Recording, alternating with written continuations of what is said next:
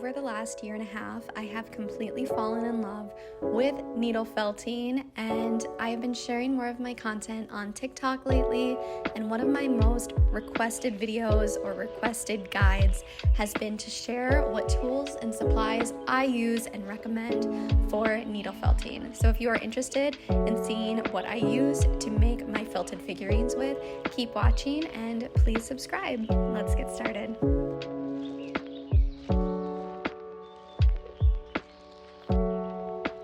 I like to use a 100% wool felting mat to felt my projects on. I love these from Amazon. They are very affordable in my opinion and really great quality. I recently purchased a smaller size as well to use for when I travel. One tip that I have is I like to use one side of my mat for whites or really light colors, and then I use my other side of the mat for black and brighter colors, and I find that this definitely helps keep my projects a little bit cleaner. I also am unfortunately lazy about cleaning my mat, so I will show you what my mat looks like. This was my very first felting mat, by the way, and I was not in a good habit of cleaning it and keeping it looking nice. So this is why it's important to clean your mat after you felt.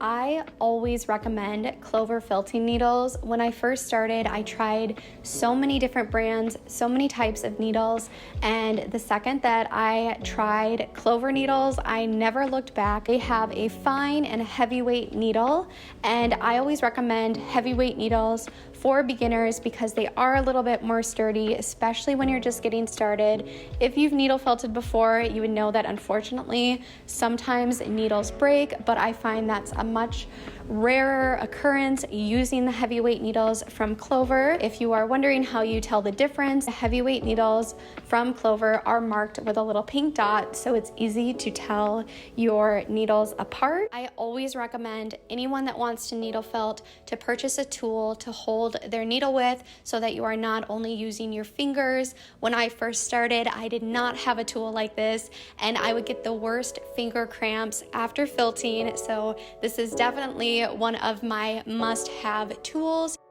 I also highly recommend having a multi-needle tool. This is one of my favorite ones. It has 8 felting needles, and I use this anytime I'm making a larger piece. Like when I made my big pumpkin, it saved me so much time felting with a multi-needle tool. If you are felting, finger covers are going to be your friend, especially as a beginner when you're getting used to using a felting needle and getting the hang of it.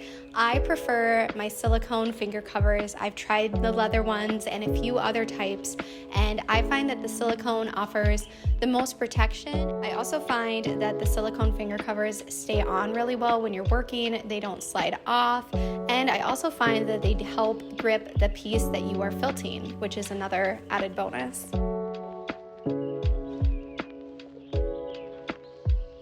Whenever I start a new felting project, I always start by making my base out of core wool, which is a really quick and easy fiber to use to shape your base quickly.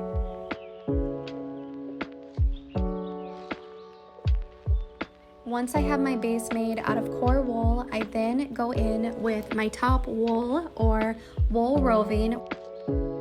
I prefer to use Polish merino wool roving for my top wool. I find that the quality is amazing and it always looks really nice on my finished pieces.